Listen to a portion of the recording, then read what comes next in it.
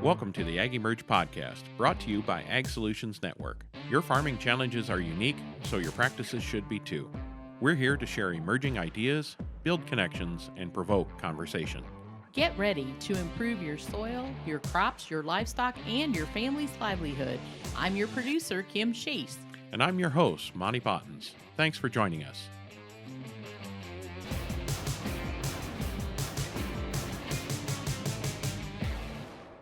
Thanks for joining us. We want to start off by reminding you that there's still time to register for the big soil health event happening in Cedar Falls, Iowa, December 9th through the 11th, 2024. Come meet some great folks as they gather to network and explore ways to increase soil health, quality of life, and ROI. It's going to be great, and we hope you'll join us. And now, on to the podcast. We're excited to welcome a trailblazer in soil health and regenerative practices, Adam Daugherty. Adam is a farmer, educator, and NRCS Soil Health Specialist for the state of Tennessee. Adam has inspired farmers to embrace big, diverse cover crops and innovative no-till practices that challenge the conventional norms. So listen in as we talk about his journey that's full of resilience and practical wisdom. Welcome, everyone, to this episode of the AgEmerge podcast. I'm blessed to be joined by Adam Daugherty. Welcome, sir. How are you doing? Doing just fine, Monty. Thanks for having me on here today. Well, I appreciate you being here, and many of you have probably heard Adam speak some years ago, famous for keeping it squatchy. And I love that term. Really has encouraged farmers to grow big, diverse cover crops and leave them in place, plant through them, done a lot of innovative things, both as your role at NRCS and as a farmer yourself. But don't let me give away all the fun parts of your story. I want you to tell your story, Adam, because I think it's really important for everybody to know where you come from and how you got to where you are today. So take it away and kind of backfill your story for us, Adam. Okay, well, I'll go back a pretty good ways then if you want me to. I grew up in Cumberland County, Tennessee, up on the plateau, and actually grew up in the masonry industry and did not grow up in an agricultural background. My father, he had a masonry company and operated some building stone quarries, so I pretty much grew up in the rock pile. That's basically all I knew, grew up there. Which it did had a pretty good work ethic. I didn't have much choice. So, but done that and ended up going to, after high school, went to Tennessee Tech University. You go down there, wasn't really planning on going to college, planning on just, staying in the masonry industry. So they give you that book of life and you're flipping through it and finally got to a veterinarian. And I flipped one more page and the only thing left was a zoologist, and I didn't even know what that was at the time. So I flipped back over there and decided, well, I'll go be a vet, and went through the pre-vet program down at Tennessee Tech, and just went and worked with a vet, and just really, I love the science of it, but I don't guess I was probably mature enough to handle folks on an emotional level. So now I work for the government and deal with folks on an emotional level. Anyways, ended up while I was at Tennessee Tech, was taking some agronomy classes, soil science classes, and that stuff kind of intrigued me. And I've always been an outdoorsy type person and just had an appreciation for watching plants grow and studying some of that type business more than anything, trying to find out what a deer ate and where I could set up to kill one, I guess is where that passion came from. But I had a major professor encouraged me to go into grad school. So I went up to the University of Tennessee, Knoxville, and got a master's in biosystems engineering. I actually done my master's project on developing a cost estimation model on the storing and handling and pumping liquid CAFO waste, so it's funny how things go full circle. Got a master's in what was the most economical way to take manure from a hole and get it out on the field. But from that, while I was at UT, got exposed to NRCS, traveling around my major professor, Dr. Burns. He was doing one of the first CNMP curriculum courses across the nation, and NRCS, everywhere he went, was kind of involved in that. So that was where I got exposed to NRCS. got done with my master's. Wife lacked about a year finishing up her master's, and stayed up there in Knoxville working on some soft money for UT, running a couple labs, and that ran out. And they happened to have a NRCS at the time was having back in the time they just wasn't as many job opportunities with NRCS as they are now, but anyways, there's a soil conservationist position opened up in Coffee County, Tennessee, and applied for it, got accepted, and that would have been August of 2002.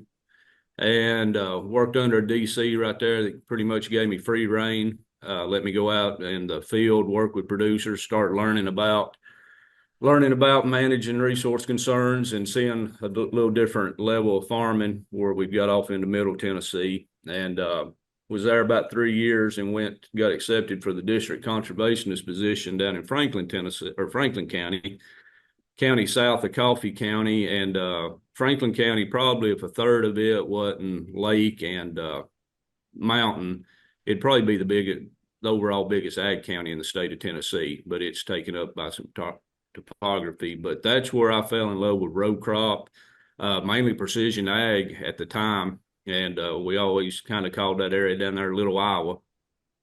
Very good inherent soils, deep red soils, as good a stuff as Tennessee's got to offer. And fell in love with row crop down there. I was DC for about 4 years, and then got pulled in the NRCS management side. Done that for 6-7 years, actually sitting up here in the office I'm in now. And but in 2012, we ended up having to go to a workshop, and of all things, Ray Archuleta was there talking. And I'd been managing a lot of money, reviewing a lot of the projects we were doing, and I thought, man, we're spending a lot of money, but I'm going back on these farms 2 or 3 years later, and I don't really know if I'm seeing any differences. Maybe sometimes I'm seeing where we maybe instead of improving something, we may have degraded it more. And sitting there listening to Archuleta talk, and at the first I was like, man, this cat smoked too much cover crop. I don't know. But the more he talked, and the more I got to thinking about, and I left that and went back, and man, I didn't sleep for 2 days. Just thoughts going on in my mind, and I'd been formally trained in soils from the chemical, physical aspect.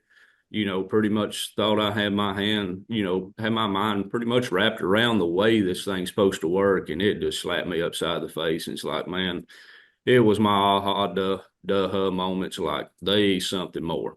And from that time, pretty much devoted my professional career to I was wanting to see if this soil health stuff was for real. And boss man at the time, I mentioned to him, we had some conversations, and I was like, when a good ag county opens up, it would be a good place for me to go try and work with folks, see how for real this is. I'm interested. And lo and behold, it wasn't 3 weeks after that. DC I started under in Coffee County, he announced his retirement.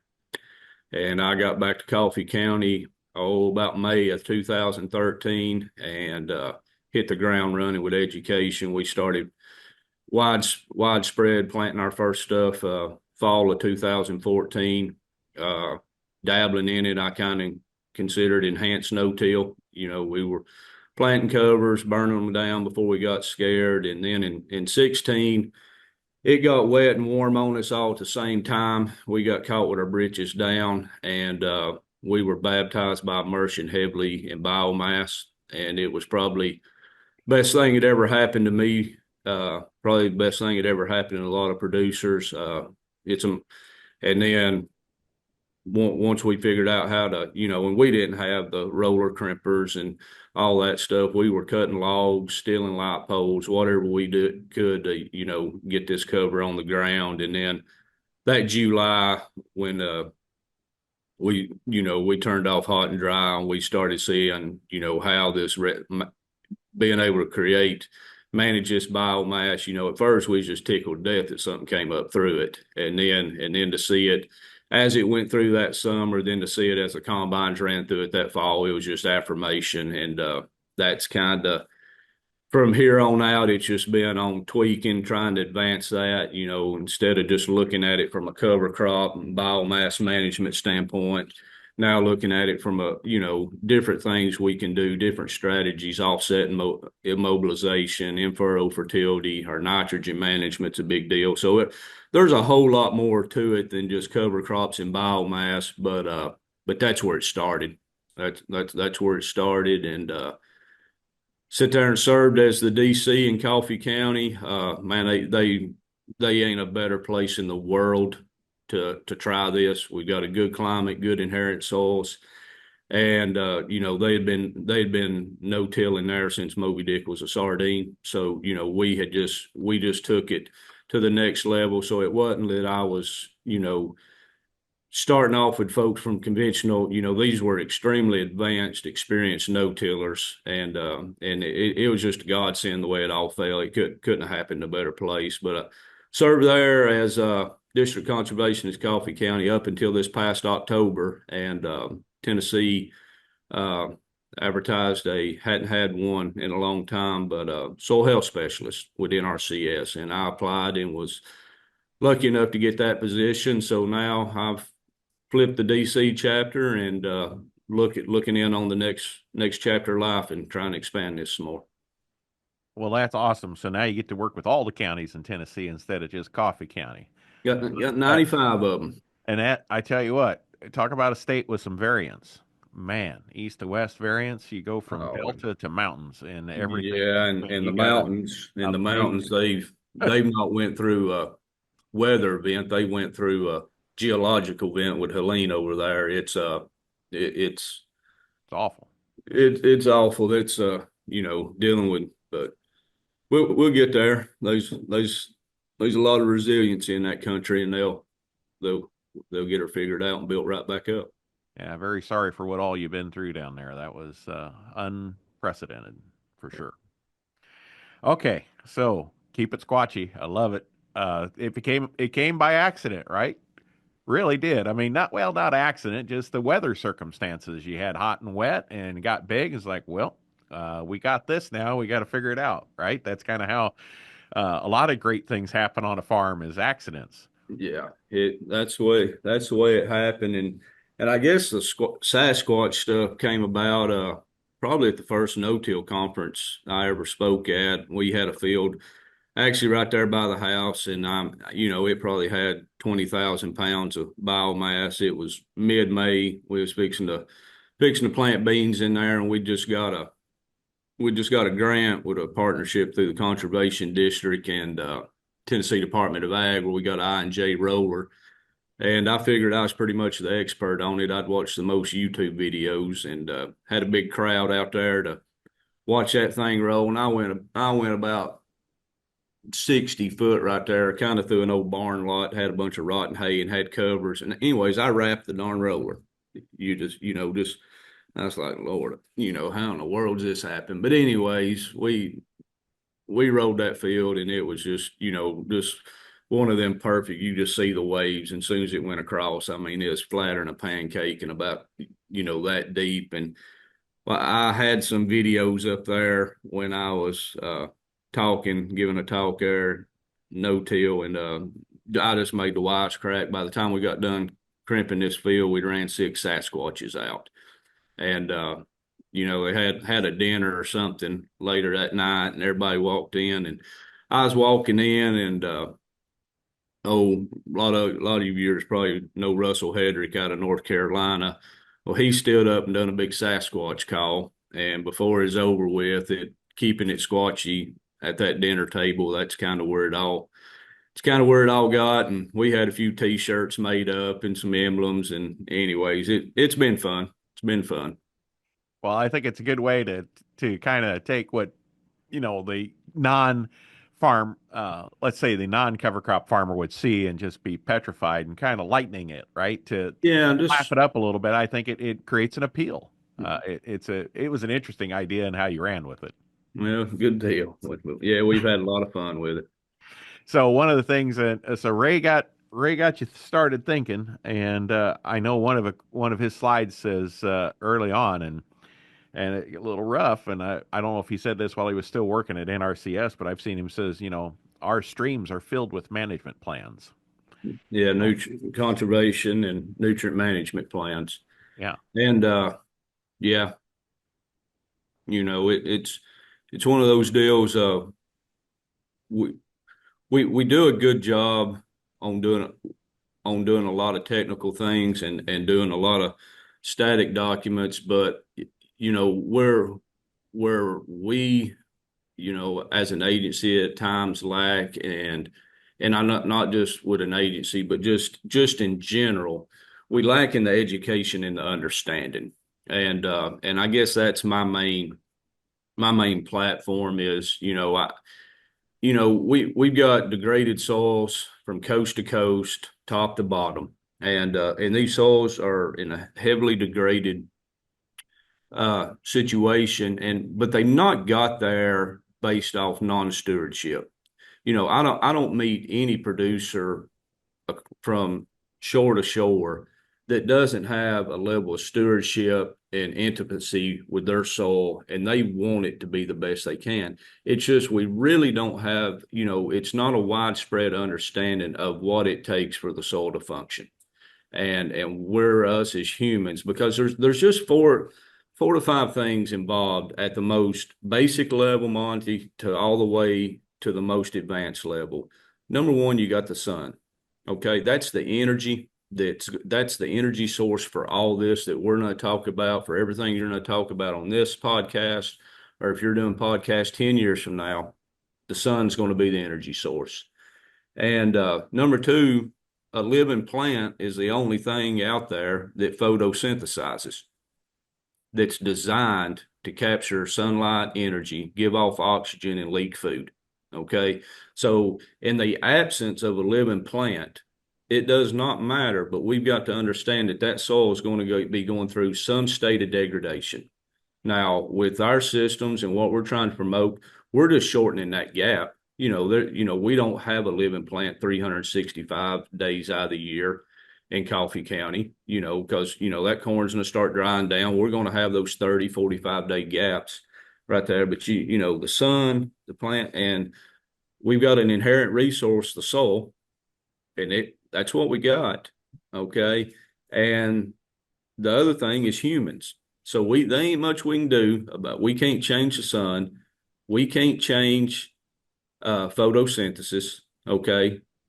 The soil, we can make some things, but it's pretty much what it is. You're not going to take a rock pile, inherent rock pile, and turn it into a mollisol. That ain't the way it's going to happen. Okay. And, so we got those, but us humans, we can have an effect on it. And I used to really just preach for livestock's the next one. Okay. That's that. And those are the five main players, and those are going to be the players throughout the whole deal.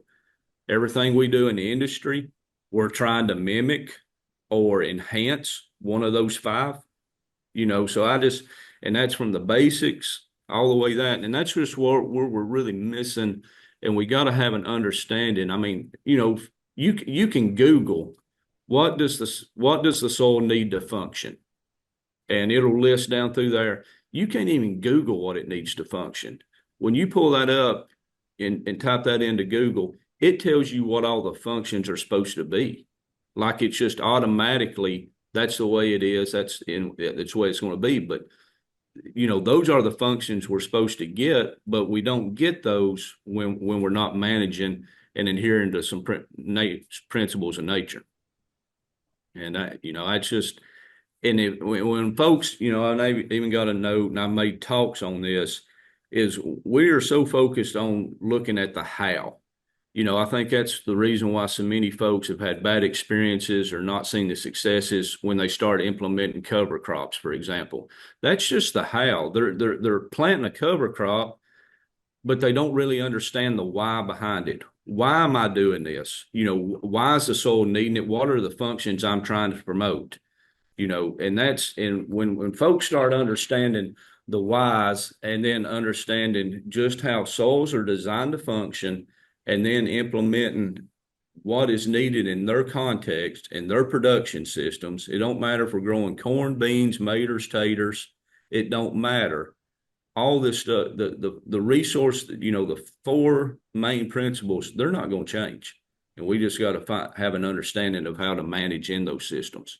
Hey everyone, Kim Sheese here from the AgEmerge podcast. And I'm Liz Haney from Soil Regen. Are you ready to immerse yourself in the future of soil health? Don't miss your chance to register for the 2024 Big Soil Health event happening December 9th through the 11th in Cedar Falls, Iowa, hosted by Soil Regen. We're all about farmer-first education, training, and networking to boost soil health, improve your quality of life, and maximize your ROI. After the event, we'll stick with you every step of the way through our consulting and community support. Don't wait. Join us for inspiring speakers and an incredible community of attendees that'll keep you learning and growing. Head on over to www.agsoilregen.com/events to register now. We can't wait to see you there.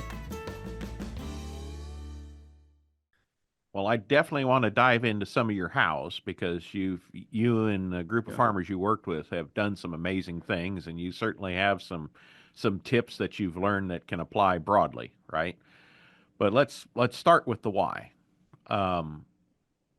What is it, by understanding why you're doing it, then that is what allows a farmer to commit, you believe, to finding the answers for their individual farm's context? Is that what kind of the real secret is behind here, having the right drive or the right reasons to do it versus just, oh, well, look at this, NRCS is going to get me $5, $10, $50 to plant a cover crop? You mean that's not the reason why you should be doing this? Is more free money? That's spot on. Or you read it in a magazine, or you heard it on the AgEmerge podcast. It's all the same deal. The why is understanding that you're dealing, all your listeners, we're going to be dealing with the soil. Okay. It was designed to function a certain way. Okay. One thing we got to keep in mind, one of our understandings, one of our whys is we got to understand in production agriculture, we're always going to be going against what the soil wants to do. Okay. It doesn't want to grow 34,000 plants on 30-inch spacings and produce 40,000 pounds of biomass in 4 months with its carbon to nitrogen ratio out of whack. All that soil is wanting to do is get its life back in a laid back on the beach, carbon to nitrogen ratio where everything's working together. They're not having to expand too much energy because all they're wanting to do is eat, sleep, breathe, and make babies. That's all, it's a non-subsidized world down there. What we're trying to do up here is different. So we got to understand what the soil wants to do. And all it wants to do is just get back to equilibrium. And the whole time it's doing this thing, all it's doing is fighting and using energy, trying to get its carbon nitrogen ratio back where it wants to be, which is about a 12 to 14 to 1. That's what it's wanting to do. But the whole time that we're managing, and that's fine. Okay, that's fine. And that's the beauty of these systems is we're able to still grow corn, beans. We're able to work with the resource and make it do something it really don't want to do, but we can still enhance a lot of those functions. And then, the other why is what we're really trying to do in all this natural ecosystems, Monty, are resilient. Okay. The native prairies, the forests, they are extremely diverse, resilient systems. If it don't rain for 10 days, it's fine. The forests don't die. The grasslands don't die. And, but our systems are very fragile in the way we farm. However, we can really increase that resilience. So to me, the overarching why is we want to build resilience in all of our systems. Because if we have resilience, then we're able, we can get by a little bit better during the wet times. Everybody's going to be good during the good times. And then when we hit the dry times, we're going to be able to do a little bit better. And that covers all the times. Okay, that covers all the times in farming. But if we build as much resilience as we can, and I'm not saying that these systems are going to perform at their highest level during dry times, but they're going to be a lot better than a conventional tilled system out there baking. Okay. then I don't get as concerned with, so folks understand their whys. Everybody, let me add something. There's no eliminations or reductions in agriculture. Okay. And that's where a lot of folks get off is, well, you get in these systems, you can reduce this, you can eliminate this. There's only substitutions. So hear me out on that. That's Okay. a great point. If That's you're a great wanting to point. grow 250 bushel corn, you're not going to eliminate nitrogen. It's going to require a certain amount of nitrogen and energy, but we got to go get it from somewhere else. You're not going to eliminate pest management. Now, you may not take a spray trip, but we've got to build that ecosystem to bring in the beneficials and stuff to take care of it. And I think that's something we get too many cold turkey talks going on out there, and that's led a lot of folks, because you're not going to be able to starve a profit out of a gar hole by reducing inputs and eliminating sprayer passes. You're not going to go broke is what you're going to do. But we can build those gar holes into resilient. You see where I'm coming from, and that's just another why. But the overarching thing is when folks understand why they're doing this, and the why is to restore soil function, and soil function is infiltration rate, microbial populations, microbial diversity, airspace, keeping it covered, keeping the moisture, keeping the moisture regulated, keeping the temperature. That all combines into a bunch of goods, and that's the why we're doing it. And the how is the easy part, and it's the fun part. But we also miss that from our geological, our geography and our context is, folks are like, well, Daugherty down there in Tennessee, his farmers are keeping it squatchy doing this, and then, well, that's what I'm going to go do. And, you're above the 40th parallel, and we're talking apples and oranges there. But our whys are the same. The hows is what's got to be, and it's not just in a geographical area. It's by field, and maybe fields divided by fields. And the other part we miss with the why is folks got to understand the dynamics. Okay. This ain't static no-till. Okay. This ain't soil reaches a certain temperature, we plant, we spray, boom, boom, boom. This is liable to be different on Wednesday evening as it was Wednesday morning. And we've got to adjust on the fly, and we got to understand why we're having to do that, what's going on in the soil. And then when folks get to talking about, you see all these posts, well, how much nitrogen can I expect from this if I plant this, or how much, man, it's just pull it out of your head. It depends. It depends. What's the temperature? What's the soil moisture? What's your bacterial to fungal ratio? It's just, and folks, you basically got to just become a student of the soil, and put yourself down in there like you're a bug, and we don't have no problem realizing how Monty's going to function if it's 98 degrees outside and he's sitting there in his podcast room and it's 70 degrees, drinking a good cup of ice cold water, or down here we'll drink sweet tea. But anyways, but then you go outside all of a sudden, or somebody shuts the air conditioner. We have no problem understanding how we function as humans in different environmental conditions. Whether or not you hadn't ate for 4 days, or whether or not you just got done eating a big bowl of banana pudding, you're going to function different.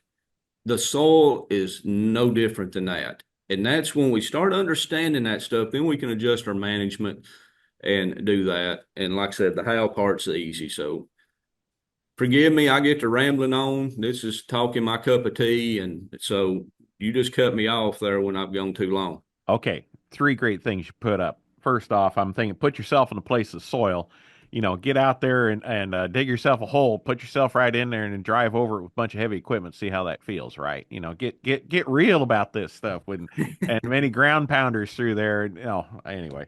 But no, I think that's a good way to think of it. Put yourself in that place. But I want to back up and talk a little bit about. I love what you just said about there's only substitutions, not eliminations. And I was thinking about this morning. And one of the struggles we have at the moment is in the regenerative ag movement is the whole definitions part because everybody's got to have a definition. And there's so many groups and individuals out there promoting the nothing approach. Okay. Now, granted, our current conventional production system is the everything approach. If some is good, more is Even more better. even more better, Yeah. even more gooder. So I look at we are constantly adding an insecticide because it's just $3-5 when we spray that fungicide that you have to spray because we have tar spot because we have 8-way stacked corn with seed treatments and we've nuked all the biology in the field so we have no plant self defense mechanism. So it's just like keep pouring it on more, more, more, more, more, and the conventional systems really turned us into more ons. Mm-hmm. So then you've got the other camp that gets so much attention that, I didn't spend any money on anything. And, we're just nothing, nothing, nothing. There's a lot of farmers that have listened to that, and especially maybe smaller scale farmers or, homestead scale farmers. And they're going broke with that approach. Okay. There's an in between. There's a something approach, not a nothing, not an everything, but a something. And plus that something and determining that something is really important when you have a conventional farmer moving to, hey, I want to have a more soil health approach.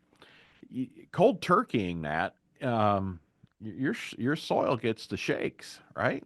You kind of have to wean it off and get the biology restored, get the residue coming back, and those kind of things.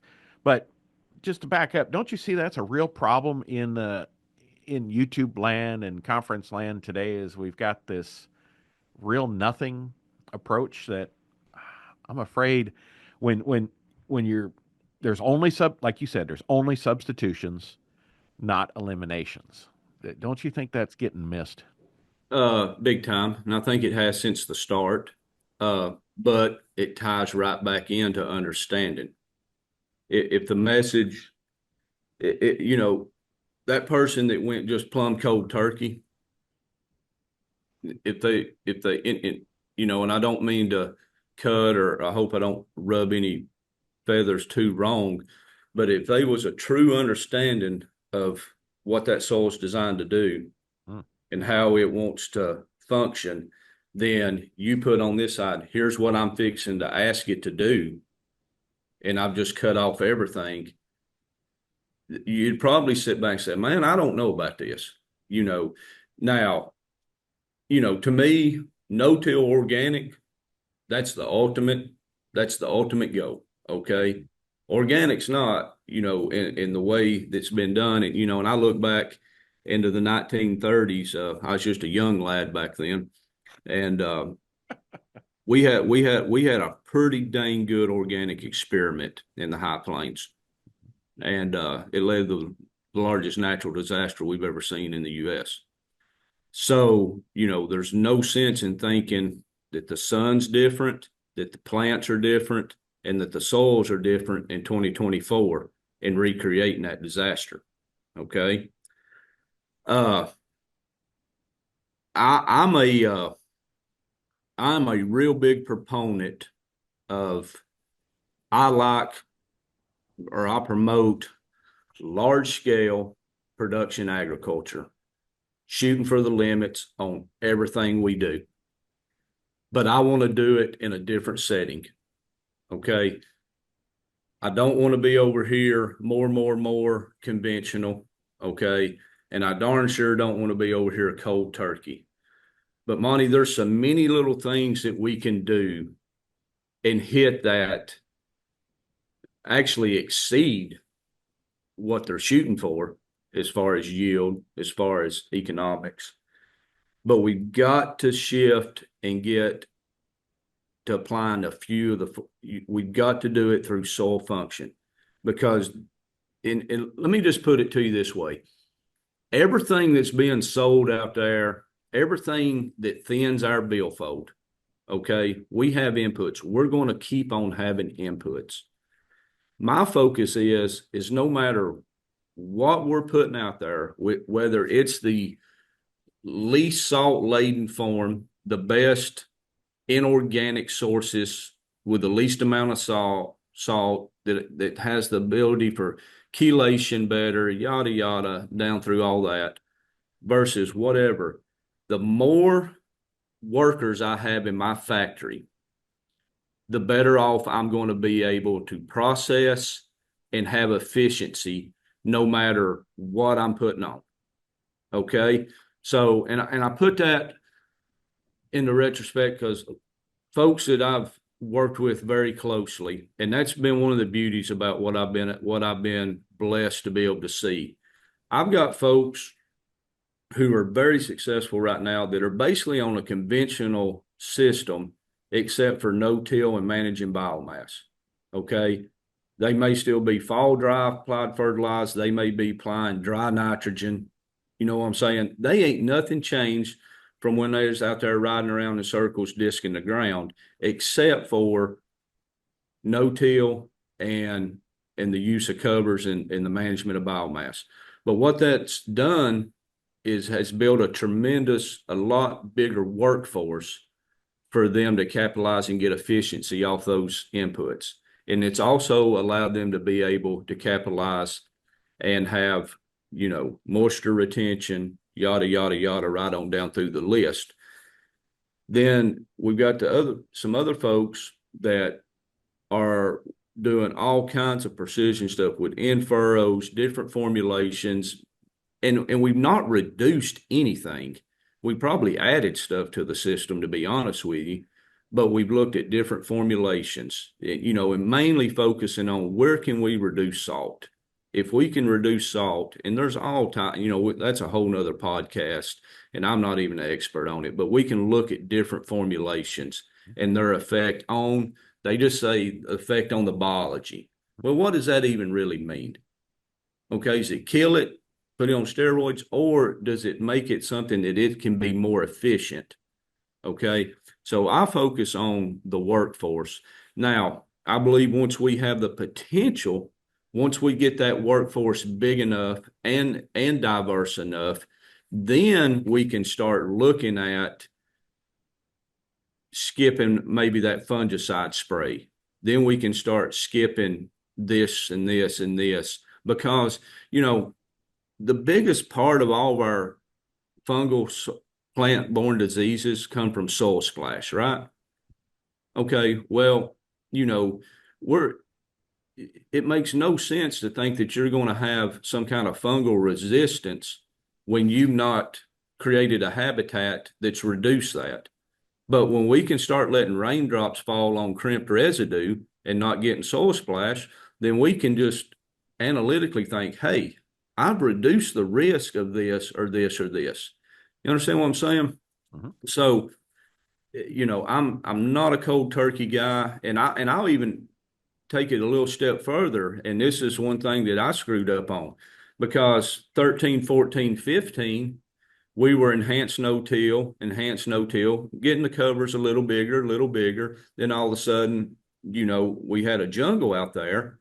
Well, we went in there and planted that jungle, and we were extremely successful, and we thought this is the way to go. So then some of the newcomers that I had coming on that had not had years 1, 2, and 3 of priming this soil, getting this biology cranked up, all of a sudden I put it in a carbon nitrogen ratio shock phase.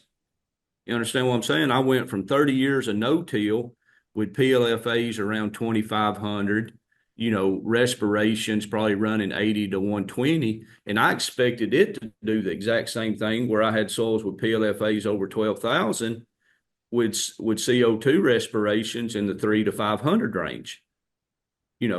Completely different systems going on there. So I really, went in there and messed up. But luckily, having an understanding, we were able to offset with stuff and offset some of that immobilization. But, it's a learning curve that, you don't read about it in the books, and you don't understand it until you've seen it in the field, and that, so that's where, I think we've got wrong. It's like, well, man, I seen this one field right there. I couldn't see the tractor when he was planting in it, and all of a sudden, best looking corn on the road. That's what I'm going to do next year. Wrong way to go about it, because you have no understanding of why. All you seen was the how. And but yeah, we have led a lot of folks into problems, and when you get bit that hard, you don't want to go back and retry it. And we've done a lot of that. We've done it through our seminars. We've done it through social media stuff. We've done it through academics, and we've done it through cost share agreements as well. And they ain't none of those things wrong. It's just, we got to admit that we messed up at times.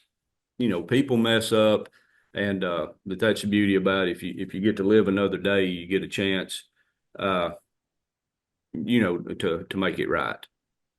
So the takeaway there is if you're looking at doing something, you need to look at where's the low hanging fruit in your everything system, and see what you can change or eliminate there, and build a plan to get your workers working for you, and get that, like you said, get the biology out there. The indicators that you're saying was the diversity of microbes you have, and then how heavy they're breathing, essentially, is how hard they're working. Yeah. You got to work your way up to that as a goal, and realize that, hey, it's not going to happen on year one, but it's like a training for an Olympics or something like that. You have to, a little bit at a time, to get toward your goal. Yeah. And I think it's yeah, and this information age, it's everybody wants the sexy 8 foot tall cover crops that they roll down and be successful the first year, right? And they've got a place, but we got fields that we're doing that on this year. The next year may not be may not. It's a very dynamic system.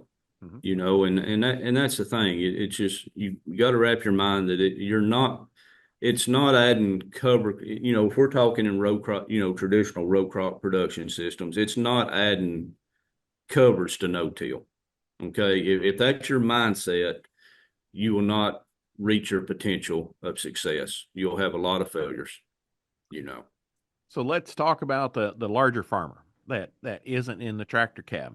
He's managing an operation with lots of operators on his machinery, and a conventional setting, it's really easy to send somebody out in the 5.9 RXs with big field cultivators, and they're running that, and then you come back with the 36 row planters, and it just makes everything very uniform and very, very even. So from heavy ground to lighter ground, it makes it tillage, essentially makes everything kind of uniform. Yep. Going to no-till is one thing. We got a lot more things, but then, like you're saying, adding the cover crops in, it becomes, hey, we have to farm at the field level or subfield level, Mm-hmm.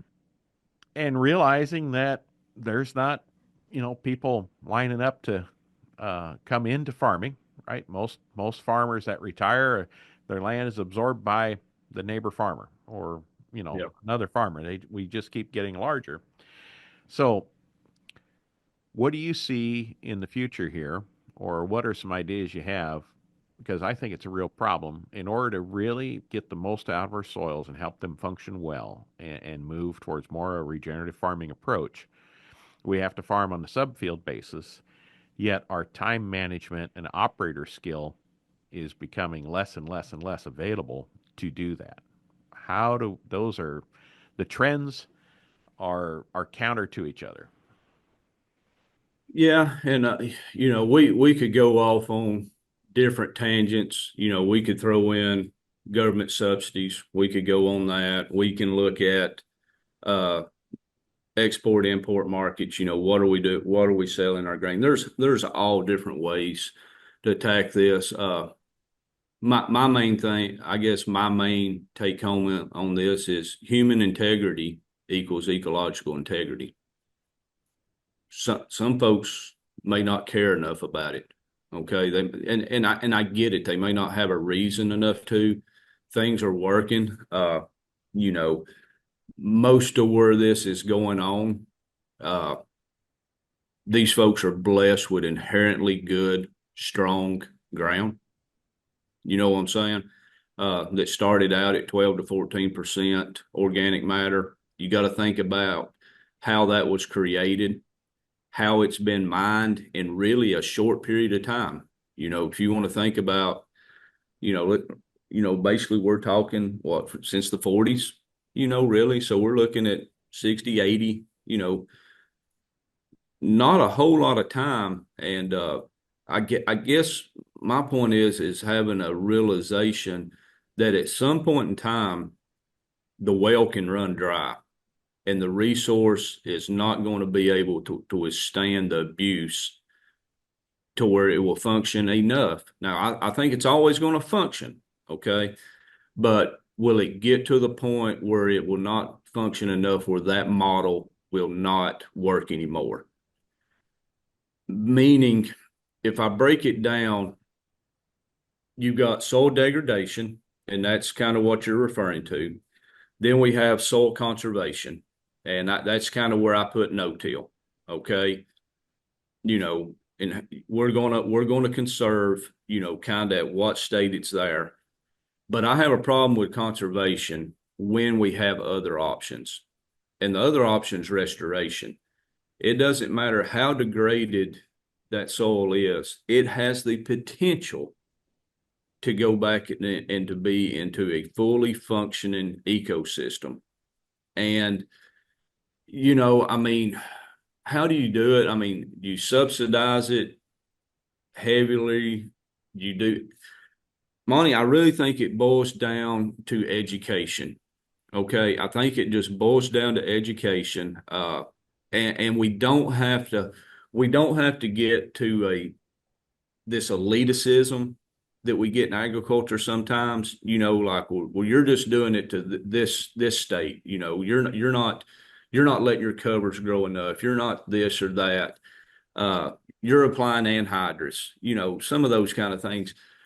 If we can just get to the point where folks understand that tillage does nothing to promote soil function.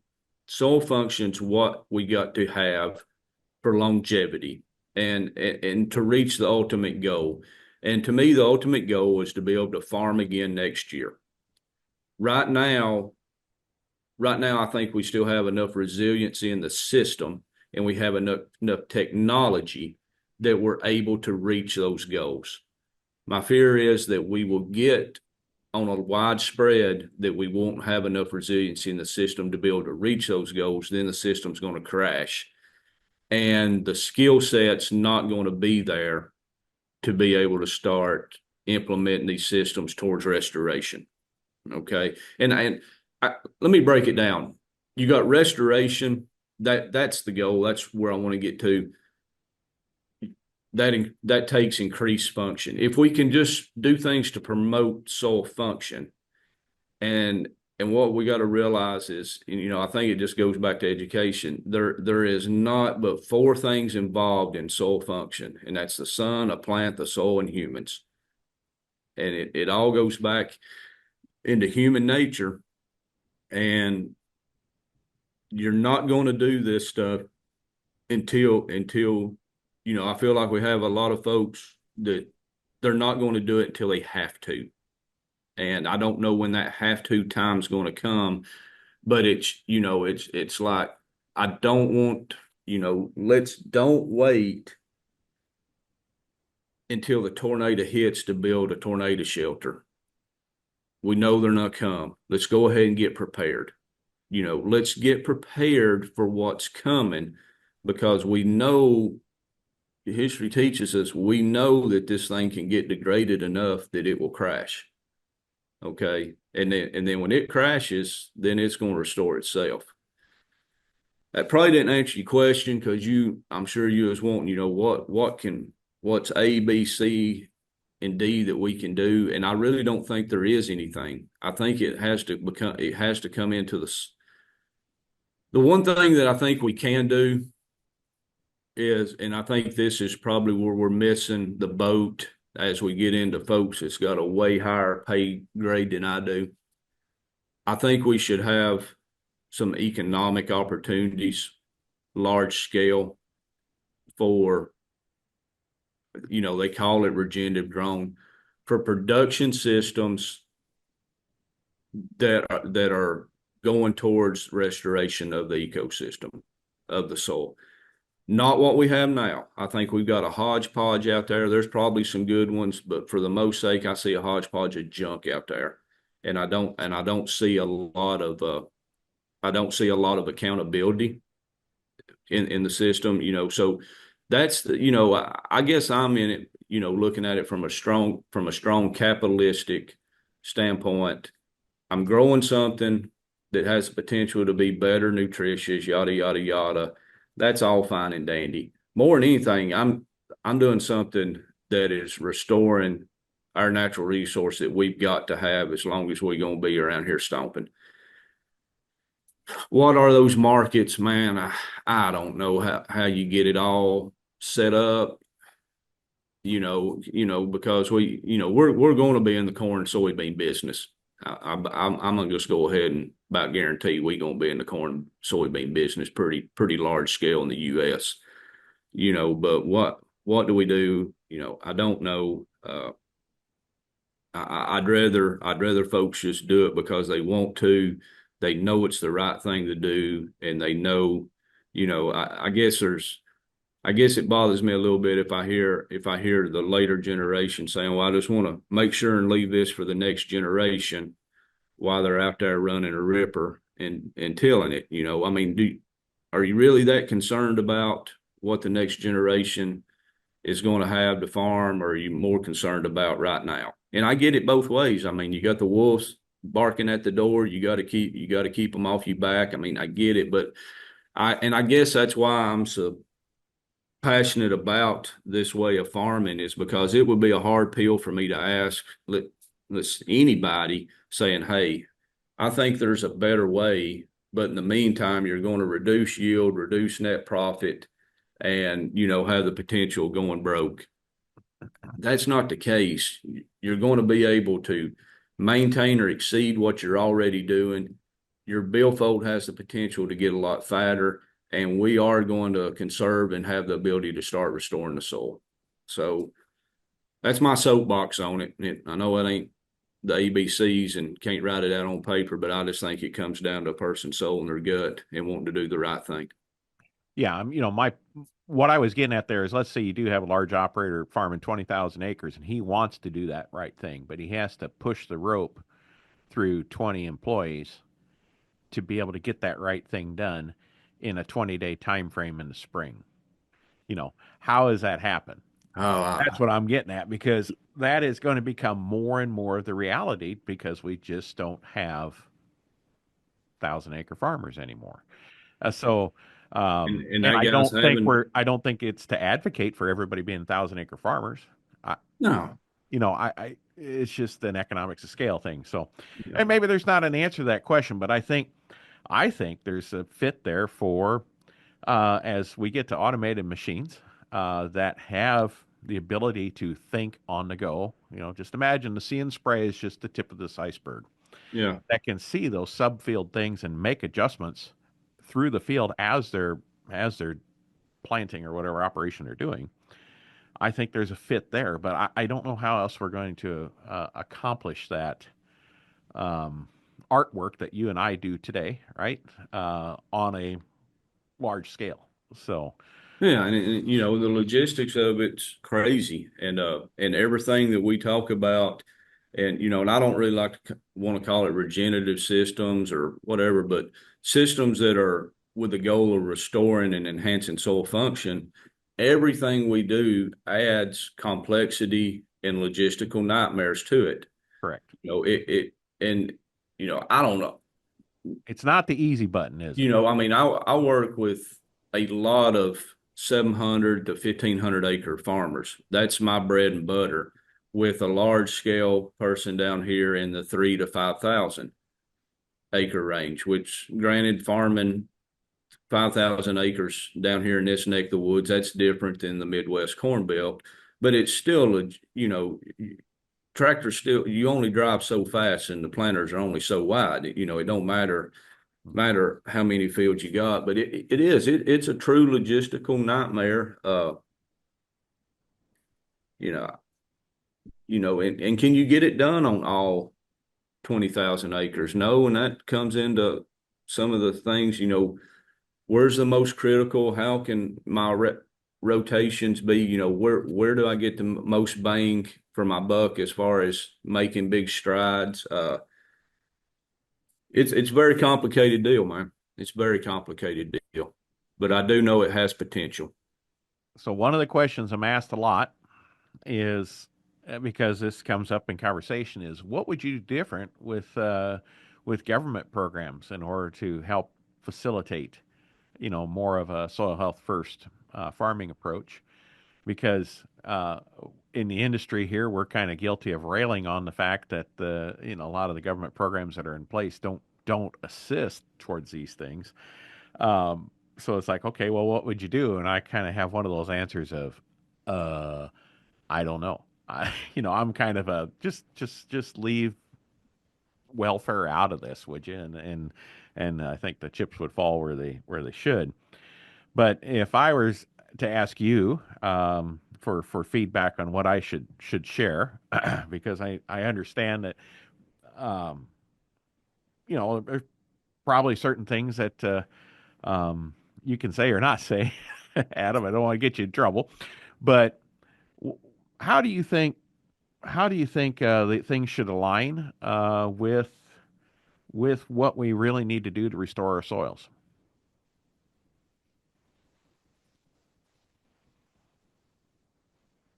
Well, I feel like every human living in the U.S., and let's just focus on continental U.S. or, what we U.S. government controls.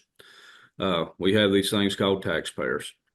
And I feel like that taxpayers, they're going to be paying taxes no matter, there's going to be this tax system. And we're going to turn around and reinvest. I look at it from a reinvestment of taxpayer dollars. If we can take those dollars and just keep the ground covered, we have won. Okay? We will make tremendous strides. So I guess I'm going to answer this one because of my position and what I need to be saying, and you understand where I'm coming from. Everybody else will too. But let's look at it from a goal standpoint. We're going to have these programs. We're going to have these protections, yada yada yada. I don't even know all the programs. You know what I'm saying? I mean, there's so many. They're different, and they're different up there in your neck of the woods a little bit, and they are mine. All that type business. But what is the goal? And December 23rd, 1985, first time we have farm bill and subsidy programs. It had two things involved. No more converting wetlands and bringing them into production. And if you are going to farm highly erodible land, it's got to be to a certain erosion tolerance. Okay? That was the overarching goal. Let's change our goals. That was the goal initially. The goal is now production land that's being subsidized. How can we keep it covered? To me, that's the goal. Then let the folks figure out what programs, however they want to do it, but that's got to be the goal, okay? Because the battle's going to be won or lost at the forefront, right there at the front lines. If we don't take the energy out of a raindrop, we're not making strides for the investment of taxpayer dollars. And that's just blunt the way I look at it. Okay. Do we have places in the country that's probably being done? Yes. Do we have places in the country where it's not being done? Yes. Do we have places in the country where it's documented on paper that that's what's going on and that's probably how it's drawn up? But when we go field check it, it's probably not happening really. Yes. So I think we have a potential to make a shift. I think it still comes back to education, Monty. I really think it comes back to education where folks get on board and say, hey, this is a good thing. We as producers, we may not get to this full quote regenerative, yada, yada, whatever we want to call it. but we have a responsibility to be able to keep our soil covered to the best of our ability and keep our waters clean. I think we have that as citizens of a community. I think we have that responsibility. How's it? I don't like. I'm fine. I really like, and I made my bread and butter utilizing cost share programs, and I have no problem with it. I've spent a lot of money.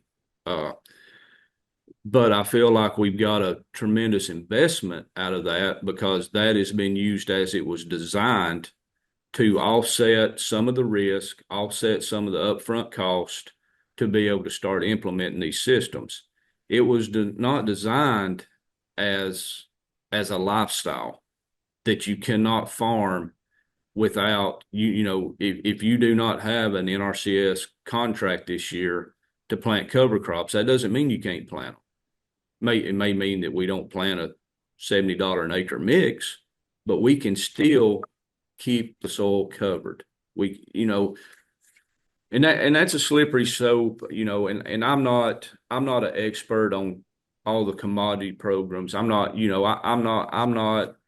an expert on that enough to even open my mouth to your listeners on it.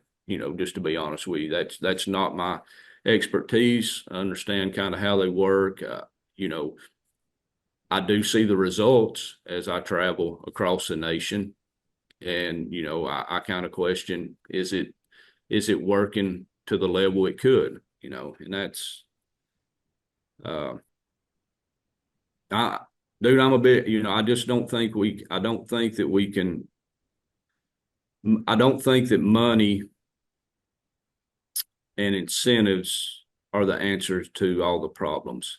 I think education and understanding is the answers to the problem.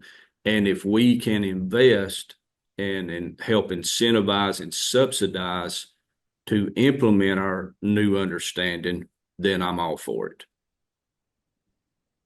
Well said. We have a human condition problem. That's kind of what it boils down to. And how do we help? Because, like you said, the first three of the four things you can't change. The only thing we can change is the people managing it. So that's focusing on programs that will do that, and a lot of that comes from education, like you said. So you know what? I'm excited to see that you're probably going to be a little more on the education circuit in your new role on a broader basis, and hope you keep changing minds.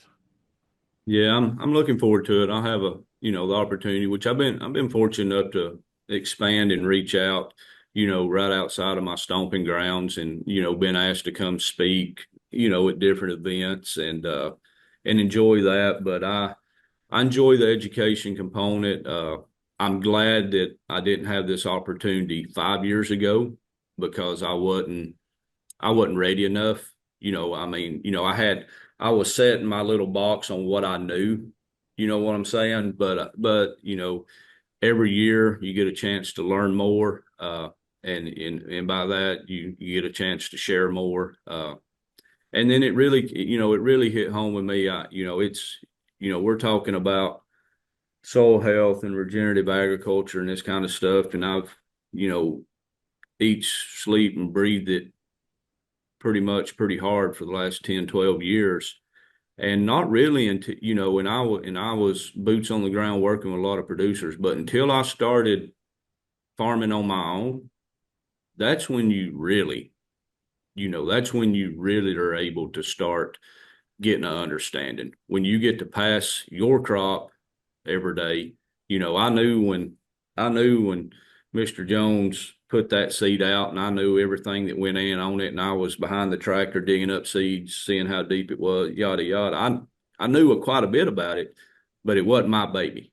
You know what I mean? And but just doing that, which of course I don't grow field corn or soybeans. I got plenty of folks around me that's doing that. But when you start every year growing different crops and seeing how they respond, but seeing how you can be successful in them and watching the different dynamics change, you know, that's when you really are able to, I think, able to start learning something and where you can really share with folks. And I think that's one thing I was missing early on is I was a I was I was able to regurgitate a lot of successes that I was seeing with other people. Which, don't get me wrong, that's very inspirational, but until you got your own dirt, it's a different deal. All right. So your number one recommendation, Adam, is all DCs are required to have their own farm ground. It's available. I mean, There you go. if you think about it, there's not a DC in the nation that couldn't find somebody to get. You ain't got to have 50 acres. You know what I'm saying? Just There's something about skin in the game.